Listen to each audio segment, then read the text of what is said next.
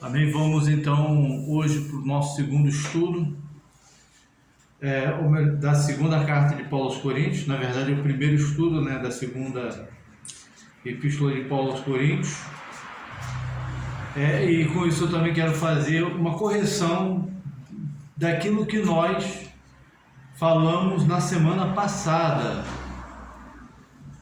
sobre o lugar da escrita de 1 Coríntios. Quero fazer uma correção de um erro que eu cometi na semana passada. Nós dissemos que a primeira carta de Paulo foi escrita da Grécia, certo? Realmente alguns autores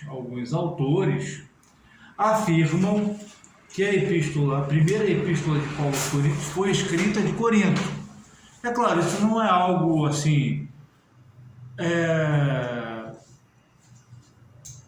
de tamanha importância, mas é algo que pode interferir em alguma questão na interpretação do texto. Mas, então, corrigindo aqui alguma coisa que eu falei semana passada, é que a carta, segundo alguns comentaristas, maiormente esse aqui, que é o Brodus David Haley, a primeira epístola de Paulo aos Coríntios foi escrita, a primeira canônica, porque nós vimos semana passada que houve duas, na verdade são 4 epístolas que Paulo escreveu aos Coríntios, porém 2 desaparecidas, que é a primeira, na ordem cronológica, a primeira, da qual Paulo se refere quando ele diz: por carta vos escrevi. Então ele menciona uma carta anterior que ele escreveu, que seria a primeira carta em ordem cronológica. Essa primeira carta ela se perdeu. Depois ele escreve a segunda carta de Paulo. A segunda carta que Paulo escreve para os Coríntios é a nossa primeira carta canônica. Só que depois da primeira carta canônica, o apóstolo Paulo ele escreve uma carta que é chamada de a carta áspera, que essa é a terceira carta em ordem cronológica. Porém, essa terceira carta, ela também se perdeu. E aí depois ele escreve a quarta carta aos Coríntios, que é a nossa segunda Coríntios canônica, então é importante dizer que ele escreveu quatro cartas aos Coríntios. Então a primeira se perdeu, a segunda é a nossa primeira canônica, a terceira se perdeu e a quarta é a nossa segunda carta canônica.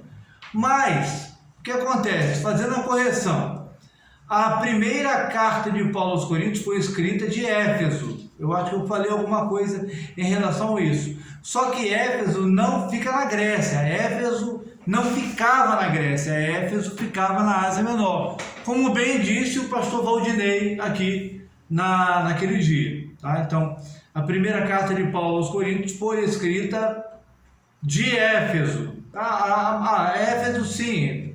Eles tinham uma cultura grega, observavam a cultura grega, tranquilo, mas não foi exatamente da Grécia que ele escreveu a sua primeira carta, segundo alguns comentaristas, Então, segundo o comentarista dessa minha Bíblia de Estudo aqui, que é a Bíblia de Estudo Almeida, e segundo o comentarista desse livro aqui, foi escrita de Éfeso. Segundo outros comentaristas, foi escrito da Grécia. Por exemplo, Hernandes Dias Lopes, no seu comentário da primeira carta de Paulo aos Coríntios, ele fala que a primeira carta foi escrita da Grécia.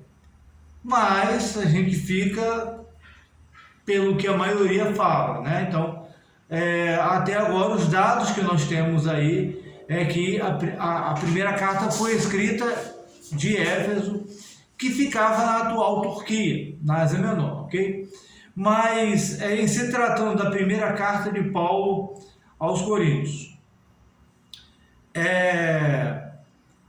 essa carta não se sabe, então já adiantando alguma informação aqui, não se sabe ao certo de onde ele escreveu, não se sabe ao certo o local onde Paulo estava,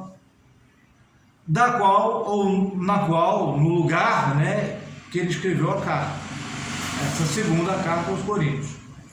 O que se sabe dessa segunda carta aos Coríntios é que, quando ele escreve a primeira carta, ele promete fazer uma visita e ver os coríntios, né? E ele teria ido na cidade de Corinto, ele teria estado lá. Só que depois o apóstolo Paulo prometeu estar lá numa segunda ocasião. Ou melhor, ele foi a primeira vez, depois ele foi na segunda ocasião. Quando ele escreve a segunda carta aos Coríntios canônica, ele promete ir uma terceira ocasião. Só que por algum motivo desconhecido, o apóstolo Paulo ele não consegue ir, ele não consegue chegar em Corinto. Por algum motivo ele não vai, não se sabe ao certo quais foram os motivos que levaram o apóstolo Paulo a não ir, ou se ele foi, mas passou por algum período, teve que voltar, ou se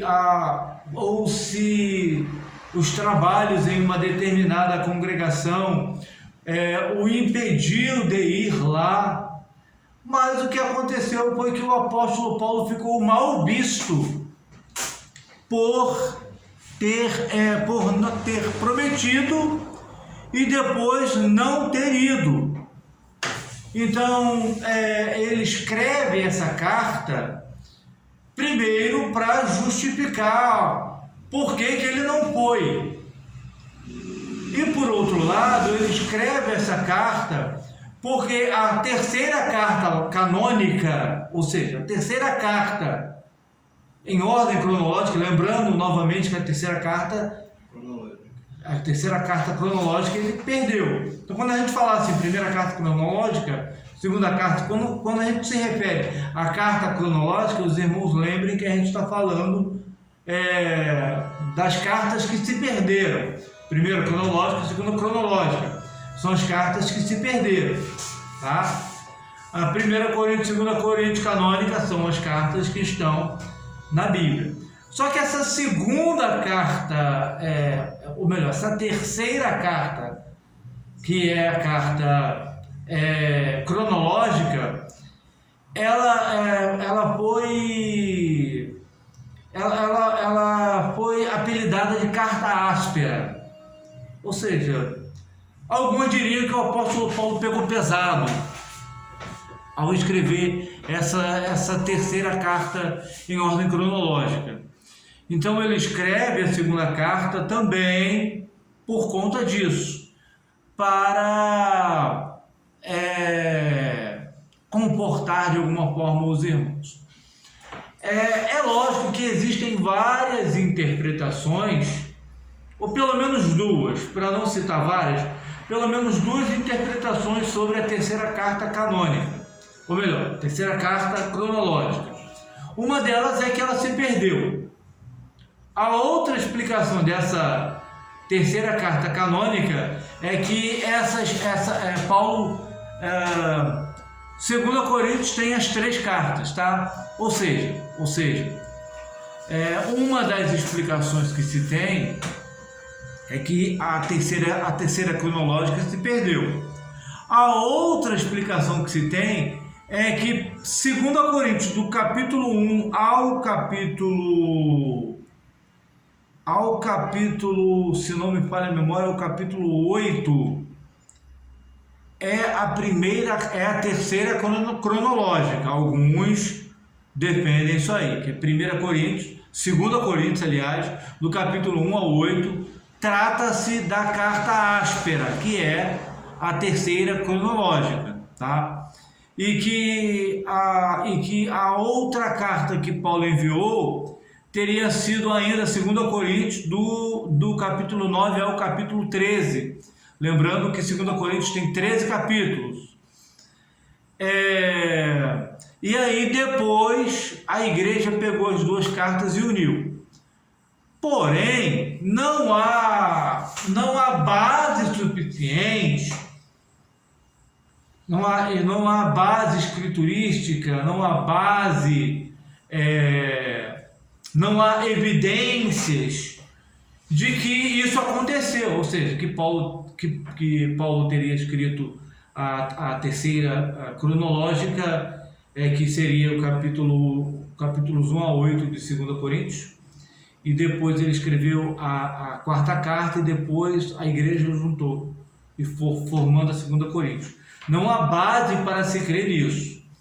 O mais sensato é acreditar que o apóstolo Paulo escreveu as 4 cartas. A primeira se perdeu, a segunda é a nossa primeira, Coríntios, canônica, a terceira cronológica se perdeu, e a 2 Coríntios, dos capítulos 1 ao 13, todos os 13 capítulos, trata-se da terceira carta. Tá? Então, vamos lá, vamos entrar aqui em alguma coisa. Vamos lá. Quem escreveu, entrando aqui nas 3 perguntas, quem escreveu 2 Coríntios? Vamos ler? Primeira pergunta, quem escreveu 2 Coríntios? A resposta está no capítulo 1, versículo 1. Está aí bem claro. Quem escreveu?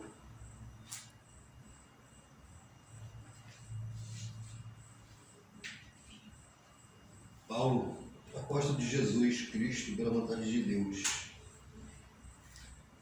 Continua. E o irmão Sóstenes.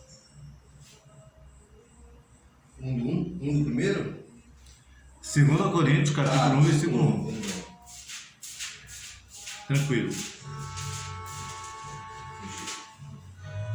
Paulo, apóstolo de Jesus Cristo, pela vontade de Deus, e o irmão Timóteo, a igreja de Deus que está em Coríntio, com todos os santos que estão em toda a Acaia.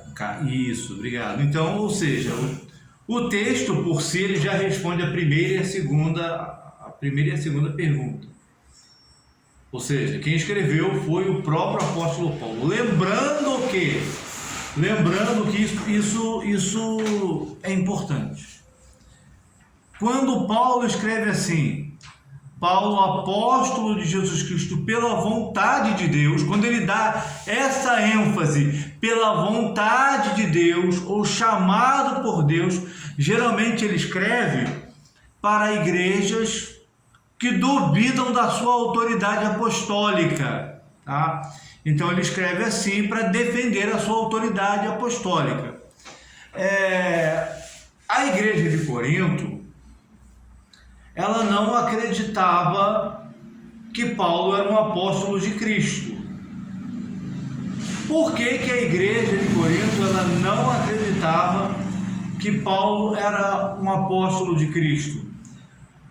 Primeiro, porque o apóstolo Paulo sofria muito. Foi um dos apóstolos o que mais sofreu. Essa é uma das respostas. Ele foi apedrejado, essa é uma das respostas. Eles entendiam que se Paulo fosse um apóstolo de verdade, Deus o guardaria dos sofrimentos pelos quais ele passou. Essa é apenas uma das respostas. E poderíamos até colocar que a igreja não acreditava na apostolicidade dele, porque ele não andou com Jesus. Ele não andou com Jesus pessoalmente, conforme os 12 andaram. Então, quando ele escreve assim, pela vontade de Deus, é porque geralmente essa igreja não confia que Paulo é um apóstolo de Cristo. Ele escreve dessa forma, se não me falha a memória, em 1 Coríntios, em 2 Coríntios, em Gálatas e, se não me falha a memória também, em Colossenses. A única carta que eu me lembro que o apóstolo Paulo se dirige a ela, diferente, é a sua carta aos Filipenses. Porque a igreja de Filipos, a primeira igreja fundada por Paulo na Europa, ali na atual Grécia, ao norte da Grécia, aquela igreja acreditava no apostolado de Paulo. Então ele se dirige a esta igreja como servo, exatamente, né? Então não necessitava dele se apresentar como apóstolo, porque aquela igreja já o tinha como apóstolo, tá? Então ele se identifica como servo. Mas para as igrejas que duvidavam da sua autoridade apostólica, ele faz questão de dizer Paulo, apóstolo de Jesus Cristo, e acrescenta pela vontade de Deus. Para deixar bem claro que eu sou apóstolo, poderíamos dizer, parafraseando o apóstolo Paulo aqui, eu sou apóstolo não pela minha vontade. Eu sou apóstolo não porque eu quero, mas eu sou apóstolo pela vontade de Deus, certo? Hoje aí tem muitas pessoas se fazendo pastores, né? Tem muitas pessoas se fazendo pastores, né? Né, pastor? Muitas pessoas aí se fazendo, tem muitas pessoas atrás de título. É importante que nós sejamos diferentes. Porque se Deus nos chamou para o pastorado, Ele vai suprir todas as nossas necessidades. Ele vai prover todas as coisas. Ele vai assegurar, porque a vitória do nosso ministério não está na nossa força, não está na nossa inteligência, não está na nossa maturidade, não está no nosso conhecimento, mas está na vontade de Deus. Ou seja, quando Deus chamou Moisés, Deus garantiu. Deus garantiu que Moisés era o profeta, era o líder de Israel. Como? Provando, mostrando para o povo que Moisés foi o líder que ele escolheu. Da mesma forma com Josué, certo? E da mesma forma hoje para com todos nós, ou todos que têm algum chamado aí pastoral, né? Infelizmente, a gente não deve querer adiantar o processo, né? Senão a gente acaba se dando mal. Mas vamos lá, continuando. Então, quem escreveu foi o apóstolo Paulo. Para quem ele escreveu? Para a igreja de Corinto, está aí no texto. E aí ele faz questão de dizer aos santos de toda a Caia, lembrando que a cidade de Corinto ficava na província romana da Acaia. Lembra? Corinto ficava no Istmo, naquele pedacinho de terra, naquele corredorzinho de terra que ligava a península do Peloponeso à Grécia, né? Então, entre dois portos, o porto de Acaia e o porto de Cencreia.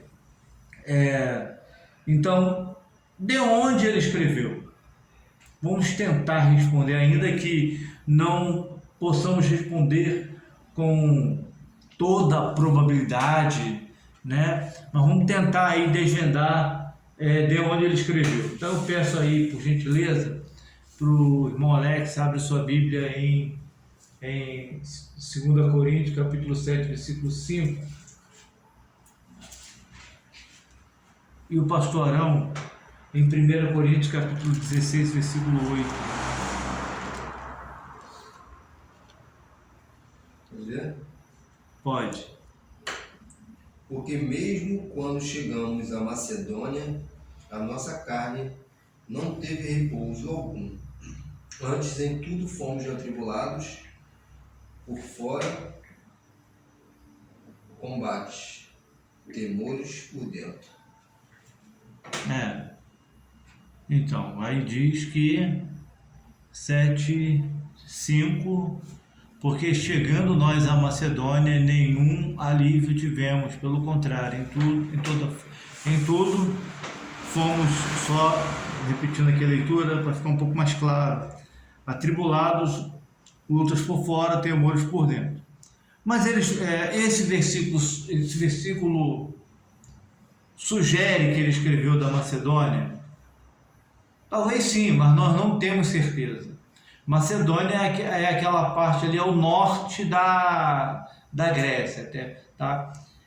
Filipos e Tessalônica ficava na Macedônia, ok? Mas vamos, pastor Arão, por favor, em 1 Coríntios 16:8. Os 16:8? Aham. Então vamos lá.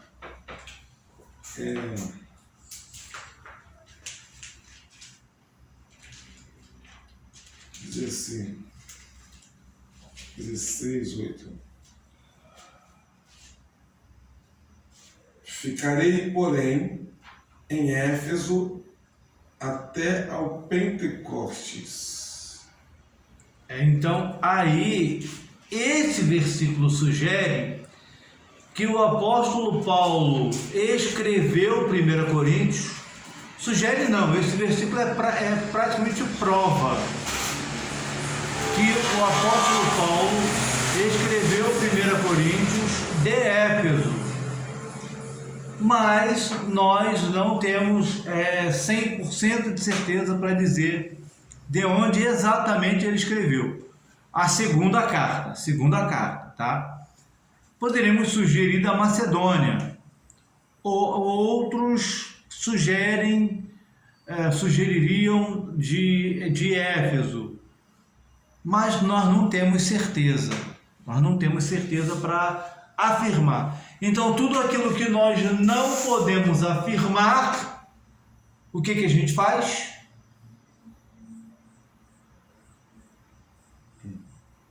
A gente deixa suspenso, a gente também não pode afirmar. Quando não há provas suficientes para que nos leve a afirmar que aconteceu ou que foi escrito de um lugar ou de outro, ou em uma época ou em outra, então a gente não afirma. Ou seja, está em análise. Os estudiosos ainda estão discutindo de onde ele teria escrito a sua segunda carta aos Coríntios, ok? Então vamos lá, quando ele escreveu? Quando o apóstolo Paulo escreveu 2 Coríntios? Bom, nós vimos semana passada que ele teria, segundo alguns, volto a dizer, segundo alguns autores, ele teria escrito a sua segunda carta aos Coríntios mais ou menos um ano ou dois, depois de ter escrito a sua primeira carta. Mas podemos afirmar com certeza? Não podemos afirmar com certeza. Então, é uma sugestão de alguns autores, tá? Então, a gente sempre deixa na suspensão. Ou seja, nós não podemos afirmar. Porém, o que nós podemos dizer sobre quando a carta foi escrita, podemos dizer que 2 Coríntios foi escrita mais ou menos entre o ano 54 e 57 depois de Cristo, tá? Provavelmente em uma cidade da Macedônia, provavelmente, e aí não se afirma com certeza, provavelmente em alguma cidade da Macedônia, talvez em Filipos, talvez em Filipos, mas não podemos afirmar com certeza. Não há base suficiente para darmos certeza quanto a isso, tá?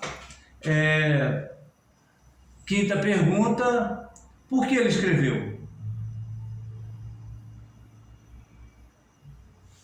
Por que ele escreveu 2 Coríntios? Algumas respostas nós já falamos aqui no início. Por que ele escreveu 2 Coríntios? Para se retratar com o irmão. Isso, para se retratar com Na os igreja. irmãos, porque ele prometeu fazer uma visita E não conseguiu chegar. e não conseguiu chegar. Essa é uma das respostas. E também, em segundo lugar, para, de alguma forma, se justificar ou para se retratar, coloquemos entre aspas, por conta da carta áspera.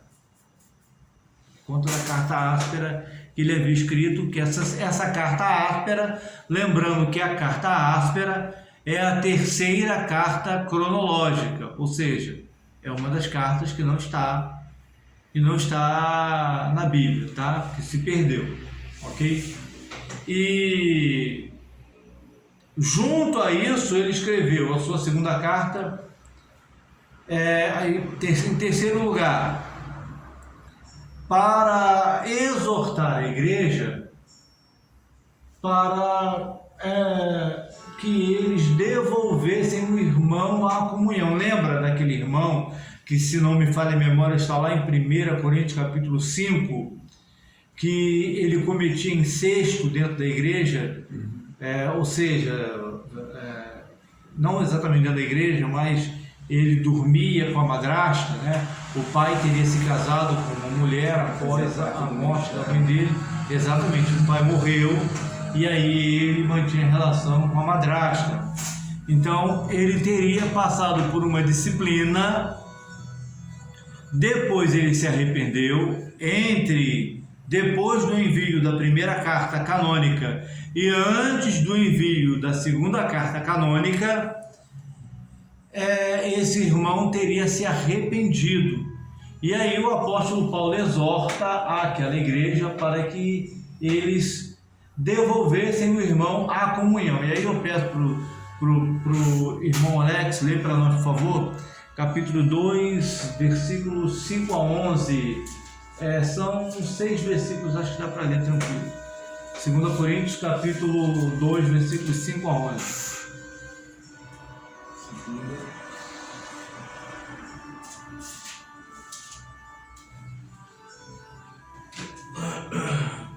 Porque se alguém me contristou, não me contristou a mim, senão em parte, para vos não sobrecarregar a vós todos. Basta-lhe ao tal esta repreensão feita por muitos, de maneira que, pelo contrário, deveis andar antes, perdoar-lhes e consolá-lo, para que o tal não seja de modo algum devorado de demasiada tristeza. Por isso vos rogo que confirmeis para com ele o vosso amor. E para isso vos escrevi também, para por esta prova saber se sois obedientes em tudo.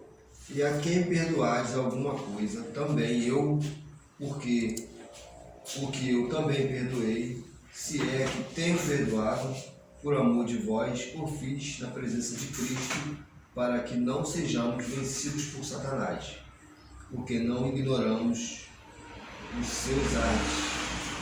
Ok, obrigado. Então aí ele pede àquela igreja, a igreja de 2 Coríntios, que nesse momento era liderada ainda pelo Apolo, que devolvesse aquele irmão à comunhão. Isso também traz uma lição para nós. Qual é a lição que isso traz para nós, para os dias atuais? Que o pecado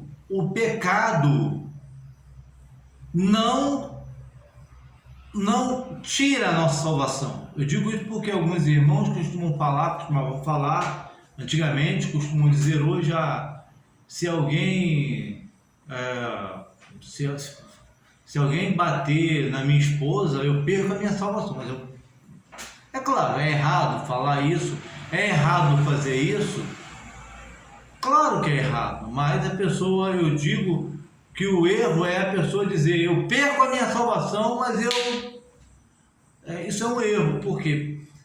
fora a blasfêmia contra o Espírito Santo e a apostasia, nenhum pecado tira a nossa salvação. Davi, ele cometeu pecados que, se fosse nos dias de hoje, nós condenaríamos ele. Não é a garantia de perdê-la, até porque quem o direito é de Deus de dar ou não uma salvação, né? Isso, exatamente. Então, Davi, ou talvez se Davi fosse um pregador hoje, nós não chamaríamos para pregar em nosso púlpito. Porque ele planejou, ele adulterou com uma mulher e ainda planejou a morte do marido. Então, hoje, talvez a gente não chamaria o Davi para pregar nos nossos púlpitos hoje. Mas a salvação garante ao Senhor, somente o Senhor tem esse poder sobre a vida, né? Exatamente. É claro, o ministério da pessoa que cometeu um delito grave, um pecado grave, fica marcado. Sim. O ministério dele fica marcado, né? Ou seja, no decorrer da história dele, ele cometeu um deslize e aquele deslize acabou manchando a reputação dele, né?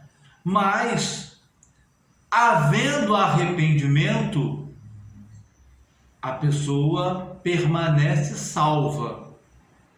Havendo arrependimento, a pessoa permanece salva, né? Consequências do pecado, esse irmão aqui passou a consequência do pecado, que foi ficar fora da comunhão. Então, o terceiro motivo pelo qual o apóstolo Paulo escreveu sua segunda carta foi para exortar a igreja a devolver o irmão à comunhão. O quarto motivo... Eu só fazer uma ponderação aqui, só para antes de explicar. A gente sabe que o pecado arrependido, conforme o falou, ele vai nos livrar da condenação. Né? O pior que seja o pecado, mas se arrependeu. Mas a Bíblia vai mostrar, para falar sobre as obras, né, no tribunal de Cristo, o julgamento vai ser julgado as obras. E no contexto fala que tudo que você fez em carne, ou em vida, aquilo vai voltar para análise. Assim, não sei se essa é a fala. Eu estou entendendo. Permita-me dizer o seguinte, que